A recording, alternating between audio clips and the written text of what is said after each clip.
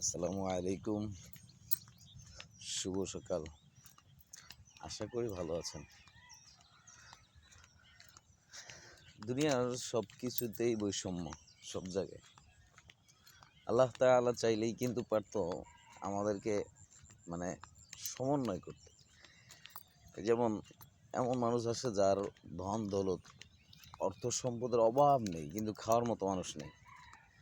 মানে সে নিজেও জানে যে তার কত সম্পদ আছে।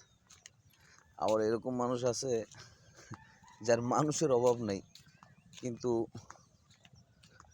খাবারের অভাব, কোনো আর মানে অর্থ সম্পদ নাই। কিন্তু আল্লাহ চাইলেই তো পারতো ওর থেকে কিছু সংখ্যক অর্থ, হ্যাঁ, এখানে দিয়ে দিতে। যার কাছে নেই সেটা তো দিল না আল্লাহ। যার রিজিকে যা আছে তাই তো দিচ্ছে। অনেক না খেয়ে আছে,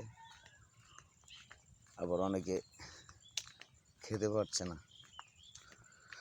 খাবারের অভাবে থাকে অনেকে, আর অনেকে খাবার খেতে পারছে না, সামনে আছে।